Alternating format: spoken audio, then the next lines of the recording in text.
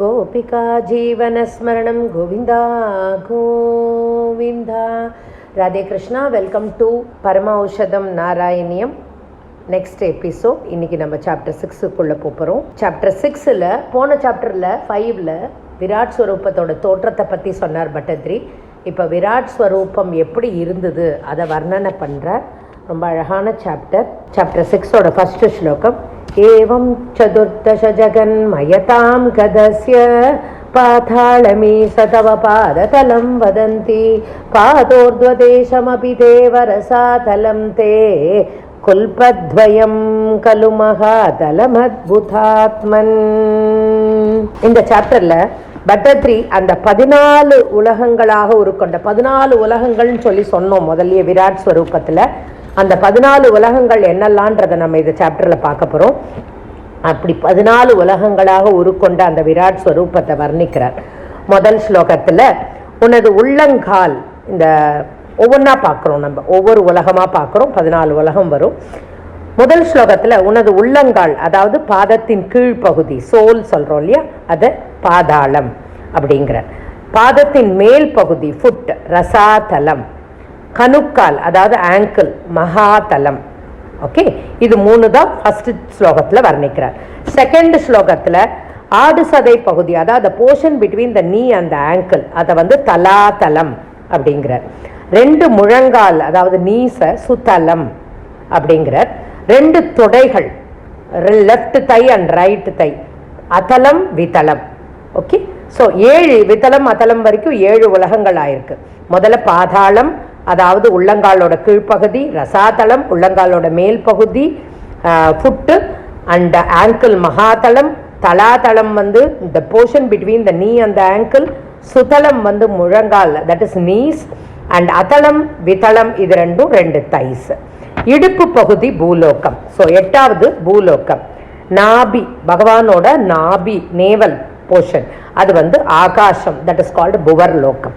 மார்பு, பகவானோட மார்பு which is an abode of Indra, அது வந்து ஸ்வர்கலோகம் அப்படிங்கிற. ஸோ இதில் வந்து பூ புவர் ஸ்வக சுவர், அது 3 சேர்ந்து 3 ஆயிடுத்து. அதுக்கு முன்னாடி பாதாளம், ரசாதலம், மகாதலம், தலாதலம், சுதலம், விதலம், அதலம், 7. பூ புவர் சுவர் 10 லோகங்கள் ஆயிடுத்தா. இதுதான் 2வது ஸ்லோகத்தில் இதை வர்ணிக்கிறார். 3வது ஸ்லோகத்தில் உன்னோட கழுத்து, பகவானோட கழுத்து வந்து மகரலோகம், பகவானோட முகம் வந்து ஜனலோகம், பகவானோட நெற்றி தப்பலோகம், தப்போலோகம், பகவானோட தலை வந்து சத்தியலோகம். ஸோ மகரலோகம் 11, ஜனலோகம் 12, தப்போலோகம் 13, சத்தியலோகம் 14 ஆச்சா. 14 லோகங்கள் ஆச்சு. பகவானோட ஒரு அங்கம் அப்படிப்பட்டது. குருவாயூரப்பா உன்னை நமஸ்கரிக்கிறேன், அப்படிப்பட்ட அங்கங்கள் கொண்ட உன்னை நமஸ்கரிக்கிறேன்னு பட்டத்ரி வந்து இந்த 3வது ஸ்லோகத்தில் சொல்கிறார். இவ என்ன அதான் ஏவன் ஜெகன்மயதனோ ஜகதாஸ்ரிதைரபி அந்யே நிபர்த்தவ புஷே பகவன் நமஸ்தே.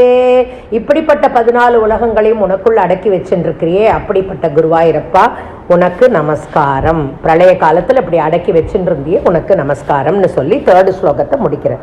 4th ஸ்லோகத்தில் என்ன சொல்கிறாருன்னா, உனது தலை உச்சியில் உள்ள துவாரம்.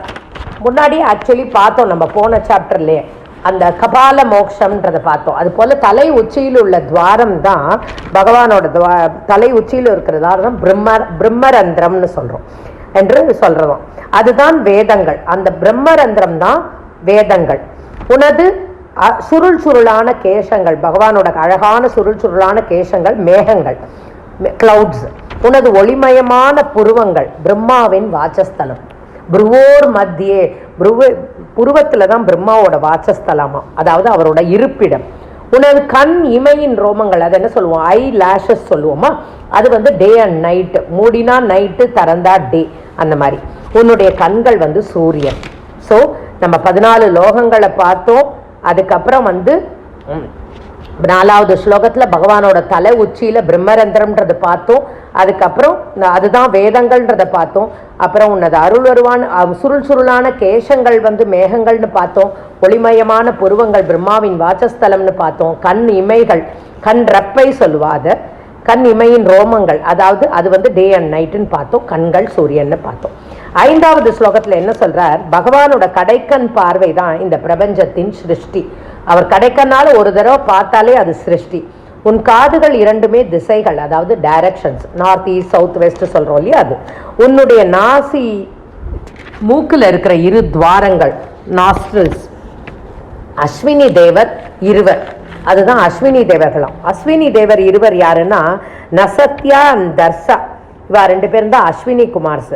இவா வந்து ட்வின்ஸ். இவா வந்து சூரியன் அண்ட் சரண்யுக்கு பிறந்த குழந்தைகள். Ashwini Kumaras are the son of twin sons of Surya and Saranyu. Okay, they have the body of Ashwini குமாரர்கள். அவளுக்கு வந்து எப்படின்னா body of a man and head of a horse. குதிரை மாதிரி தலை இருக்குமா, ஆனால் உடம்பு வந்து சாதாரண மனுஷ உடம்பு மாதிரி இருக்குமா. அப்புறம் பகவானோட 2 உதடுகள், கீழ் உதடு வந்து பேராசை, மேல் உதடு வந்து வெட்கம். ஓகே, அண்ட் உன்னுடைய பற்கள் தான் நட்சத்திர கூட்டம், மேகத்தில் இருக்கும் நட்சத்திர கூட்டம். உன்னுடைய கடவாப்பல், அதாவது மோலார் டூத் தான் யமன். இப்படிதான் 5வது ஸ்லோகத்தை முடிக்கிறார். 6வது ஸ்லோகத்துல என்ன சொல்றான்னா, உன்னுடைய புன் சிரிப்பு தான் மாயை, உன்னுடைய மூச்சு வாயு, அதாவது ஏர். உன்னுடைய நாக்கு தான் நீர், ஜலம். உன்னுடைய அழகான பேச்சு என்ன சொல்றார், பகவானோட அழகான பேச்சை என்னத்துக்கு ஒப்பிடுறாருன்னா, இந்த பறவைகள்லாம் பறக்கும் போது அழகான ஒரு சப்தத்தை ரீங்காரம் பண்ணும், அந்த ஸ்வரங்கள் மாதிரி இருக்குமா அந்த சப்தங்கள், அதுதான் பகவானோட அழகிய பேச்சம். உன்னுடைய பகவானுடைய வாய் வந்து நெருப்பு, பகவானுடைய புஜங்கள் அதாவது ஷோல்டர்ஸ் வந்து தேவர்கள், அவருடைய 2 ஸ்தனங்கள் 2 பிரஸ்டும் தர்மதேவர்களும். 7வது ஸ்லோகத்துல சொல்றார், உன்னுடைய முதுகு வந்து அதர்மம், உன்னுடைய மனசு சந்திரன், உன்னுடைய வயிறு ஓஷன், உன்னுடைய வஸ்திரம், நீ அணிந்து கொண்டிருக்கின்ற வஸ்திரம் பட்டு பீதாம்பரங்கள், அது வந்து டான் அண்ட் டஸ்கம், காலை அண்ட் மாலை. உன்னுடைய ஜனன உறுப்பு பிரஜாபதி, உன்னுடைய டெஸ்டிகல்ஸ் மித்ரதேவன். 8வது ஸ்லோகத்துல சொல்றார், உன்னுடைய பின்புறம் லோயர் பேக் வந்து மிருகங்கள், உன்னுடைய கால் நகங்கள் வந்து மெயினா யானை, ஒட்டகம், குதிரை முதலானவை அப்படிங்கிறார். யானை, ஒட்டகம், குதிரை, இது வந்து பகவானோட கால் நகங்கள். பகவானுடைய நடை, பகவான் நடக்கிற நடை வந்து தான் டைம், காலம். பகவானுடைய கைகள், பகவானுடைய தாமரை போன்ற முகம் வந்து பிராமணர்கள், பகவானுடைய கைகள் சத்திரியர்கள், பகவானுடைய 2 தொடைகள் வைஷ்யர்கள், அண்ட் பகவானுடைய 2 திருவடிகள் சூத்ரர்கள். 9வது ஸ்லோகத்துல சொல்றார், ஓ சக்கரபாணியே அப்படின்னு கூப்பிடுறார் பட்டத்ரி. உன்னுடைய செயல்கள் தான் வாழ்க்கை என்கிற சக்கரம். பகவான் என்ன செய்யறாரோ அதுதான் வாழ்க்கை என்கின்ற அந்த சக்கரம். உன்னுடைய வீரம் எதுனா அசுரர் கூட்டம். உன்னுடைய எலும்புகள் தான் மலைகள். உன்னுடைய நாடிகள் தான் ரிவர்ஸ்னா அதான் நதிகள், ரிவர்ஸ் நதிகள், அப்புறம் அந்த கடல்கள், அதெல்லாம். உன்னுடைய சரீரத்தில் இருக்கும் ரோமங்கள் தான் ட்ரீஸ், மரங்கள். என்னுடைய இந்த வாக்கினால் வர்ணிக்க முடியாத உன்னுடைய இந்த அழகான அந்த திருவடிகள் வெல்க என்று கூறுகிறார். அதாவது இதுக்கும் மேலே என்னால் வர்ணிக்க முடியல, இவ்வளவுதான் என்னால் வர்ணிக்க முடியாது, அப்படி வர்ணிக்க முடியாத உன்னுடைய அந்த அழகான அந்த திருவடிகளை ஜெயிக்கட்டும், அந்த திருவடிகள் எப்போதும் ஜெயிக்கட்டும் என்று கூறி 9வது ஸ்லோகத்தை முடிக்கிறார். 10வது ஸ்லோகத்துல என்ன சொல்லிடுறாருன்னா, உன்னுடைய இந்த அழகான விராட் ஸ்வரூபமானது எப்படின்னா, கர்மயோகம் பயிற்சி பண்ற அந்த முனிவர்கள், யோகிகள், இவாளோட கர்ம வினைகள் முடியற அந்த சமயத்துல தியானத்துல மூழ்கிடுவாளாம். அந்த தியானத்திற்கு சிறந்ததான் அந்த கர்மம் இது முடியறது. அவளோட ஆயுசு முடிஞ்சு, கர்மயோகிகளோட ஆயுசு முடியும் சமயத்துல தியானம் பண்றதுக்கு சிறந்தது இந்த அழகான விராட் ஸ்வரூபமானது. அவ வந்து அந்த சமயத்துல இந்த விராட் ஸ்வரூபத்தை நினைச்சு தியானம் பண்றது ரொம்ப தலை சிறந்தது என்று பெரியோர்கள் சொல்லியிருக்கா அப்படின்னு சொல்லிட்டு பட்டத்ரி சொல்றார். அப்படிப்பட்ட அந்த விராட் ஸ்வரூபத்துக்கு என்னுடைய வணக்கம், என்னுடைய நோயை சீக்கிரம் தீர்த்தருள்வாயே குருவாயூரப்பா அப்படின்னு சொல்லி இந்த 10வது சாப்டரை ரொம்ப அழகா விராட் ஸ்வரூப வர்ணனையோட முடிக்கிறார் பகவான். நாமளும் அந்த விராட் ஸ்வரூபத்தை இமேஜின் பண்ணிட்டு அந்த விராட் ஸ்வரூபத்தை வணங்கி நாமும் நோய் நொடி இல்லாமல் வேண்டிப்போம். நோய் நொடி இல்லாமல் அடுத்த எபிசோட்ல பார்க்கலாம். ராதே கிருஷ்ணா. சர்வத்திர கோவிந்த நாம சங்கீர்த்தனம். கோவிந்தா கோவிந்தா.